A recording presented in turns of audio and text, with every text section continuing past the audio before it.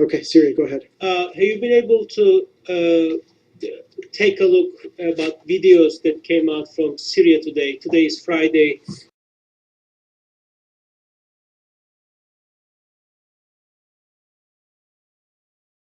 A lot of protests held across the country.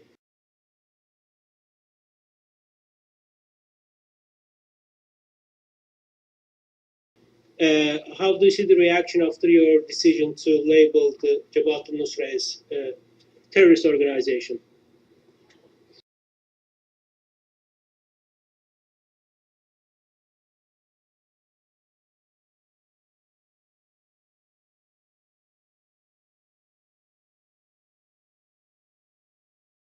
Well, I haven't seen the specific videos that you're referring to. You know, we made very clear why we made these designations, and that the violence that group espouses and the radicalism and the extremism is not something that we think the vast majority of the Syrian opposition would agree with. And so we've been very clear about why we made our decision. Clearly, they're a minority among the opposition.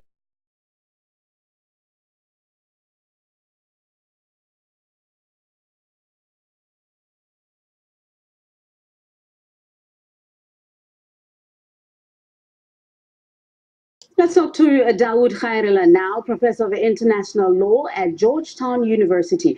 Good to see you there, Mr. Khairullah. Now, Syria's foreign minister accuses the US, France, and other states in arming, funding, and staffing the rebels, which they deny. So who is supporting them? I think it's obvious that there is a foreign power that is supporting the armed rebels inside. And if we are to believe the report of the BND, the most respectable European, it's a German intelligence service, one of the most respectable probably in the world, who says that 5%, only 5% of the armed oppositions are Syrians, and the others are mercenaries coming from the outside.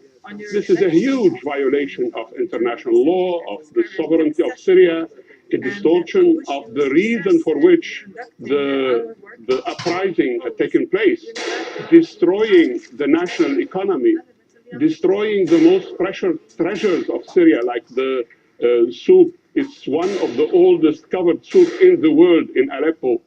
This is not the work of a Syrian nationalist. This is something that is vicious, and it is fomented and funded and trained and controlled from outside. And this is totally illegal and totally against United Nations Charter, international law, and practice among nations.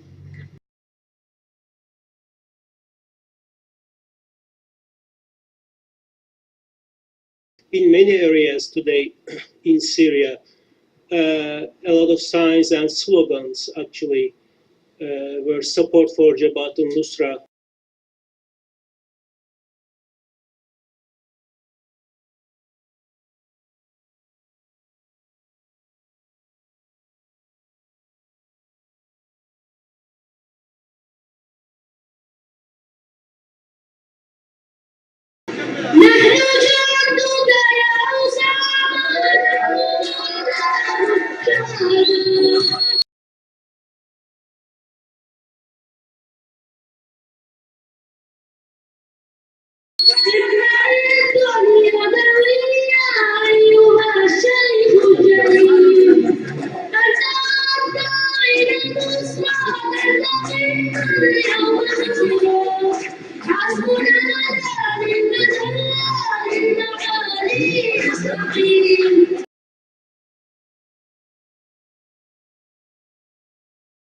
And there were a lot of damnations on the US policy along with Iran and Russia.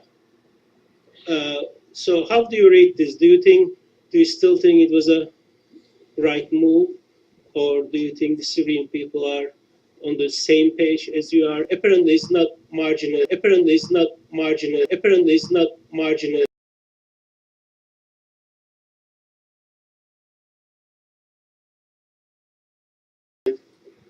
People just, protesting this. Well, let me be clear. We stand on the side of the Syrian people. We have from the very beginning. what started as a peaceful protest movement. We think that the vast majority of Syrians want a free, democratic, just future, a peaceful, unified, democratic Syria, and so that's absolutely what we're looking for.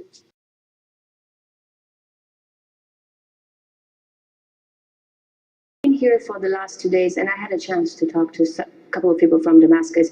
Some of them say that whether you stay or go doesn't really matter at this point anymore. What do you say to that? I think for the president to stay or to leave is a popular issue. It's not personal issue. And the only way to define this term precisely through the ballot boxes. So it's not about what we hear, it's about what we can get through that box. And that box will tell any president to stay or leave, very simply. I think what they meant was that at this point, you are not the target anymore, Syria is. I wasn't the target, I wasn't the problem. Anyway, you know, the West always created enemies. It was the communism, then it became the Islam, then it became Saddam Hussein for different reasons. And now they wanted to create a new enemy, Bashar. So they said the problem is the president, so he has to leave. That's why we have to focus on the real problem, not to waste our time listening to what they say.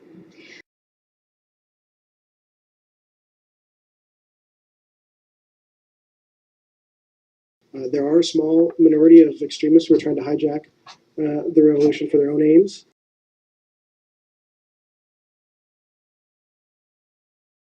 And we don't agree with them, and that's why we thought it was important to marginalize them, to sanction them, and we stand by our decision. I haven't seen these particular protest videos to which you're referencing.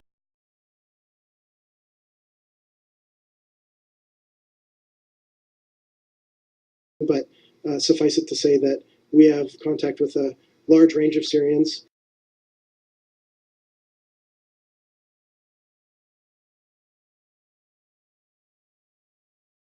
Many of whom very much understand and appreciate that we're supporting them and supporting their deep desire for a democratic, pluralistic society. Speaking of on the side of the Syrian people, formerly U.S. policy point man, Mr.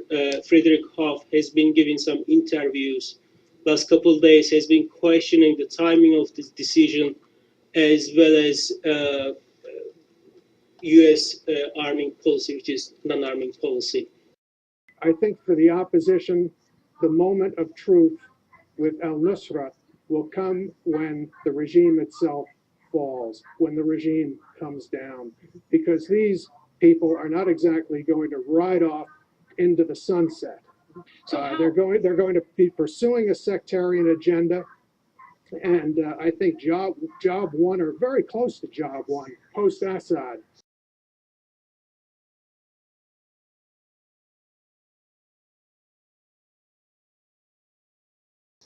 is going to be to neutralize these folks. Which is always easier said than done.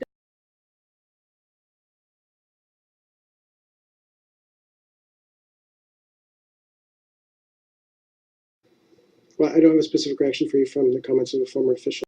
Yes. I think the Turks might play a role in helping you get food there, since we're 7,000 miles away and Turkey is about 60. I think the Turkish government is providing assistance. I, obviously refer to that. But if it's not getting to where it is the United States solely to blame? We work as hard as we can at this, and we work with all of our partners. In other words, excuse me. In other words, just because people in Turkey are not, in Syria are not, in rebel-controlled areas are not getting enough to eat, or not getting anything to eat, you're not prepared to accept sole responsibility on behalf of the United States government. And not getting food. I think we were crystal clear that the onus is on the Assad regime, that they are the ones that are causing the suffering, and that we are doing everything we can to alleviate that suffering.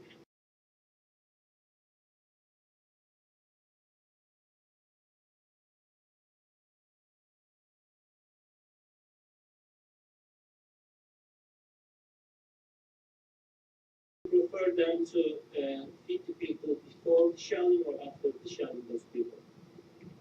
Let's go on.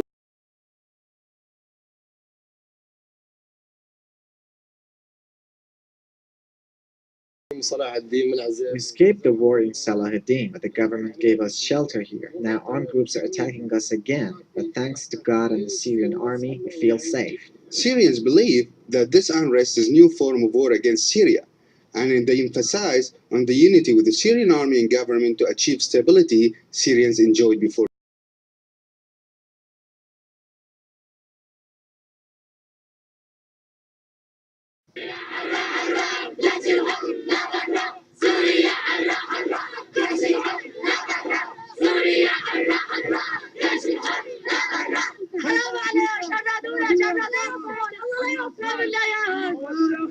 موتوني يا اخي رفقاتي وبيتنا خرب من وراهم الله لا يوفقهم. كل ما يسمى بالجيش الكردي مثل الدبين بزعج ونهايته قتل وتحت اسحاق الجيش العربي السوري، وباذن الله بدنا نخلص منه باذن الله مثل ما كلياتنا شايفين بعضنا، وسوريا ترجع امينه طول ما في مواطنين شريفين وطول ما في انسان شريف وطول ما في كل انسان وطني بيحب بلده. جيش الحرب حرامي بدنا جيش النظامي، جيش الحرب حرامي بدنا جيش النظام. بلدنا خير، اجوا هالحراميه هالولادين الحرام هالولادين الكلاب الله لا يوفقهم، خربوا لنا بيتنا دمرونا الله يدمرهم الله يدهوجهم الله لا يوفقهم. كنا انطفش جيش الحر طفشنا من بيتنا، جيش الحر ولادين حرام لو ما امهم كلبه بكلبنا هيك بهدلوا. ان شاء الله بموتوا كلياتهم، خربوا بيوت العالم شردونا، وان شاء الله هيك نشوف باهاليتهم هيك واولادهم هيك. ليش طالعين اليوم؟ ليش طالعين هون اليوم مشان نجد الجيش العربي السوري الله يحمي لنا اياه ويخلي لنا اياه ويطرد الجيش ينظف الحلب كلها وسوريا كلها تنظف، ينظف من رجس النجس هذا كلياته. نحن في حلب عانينا الامرين وحلب تستاهل الحسم وتستاهل كل الدعم. يا شادي الارض إلنا، الارض إلنا حرسناها بأظافرنا رويناها بدم الشهداء فصارت تشبه الحنه. الارض إلنا غصب عن كل الدنيا، الارض إلنا، نحن الارض إلنا، هي بلدنا، ارواحنا فداها، دمنا فداها، اولادنا فداها. والله حي الجيش والله حي الجيش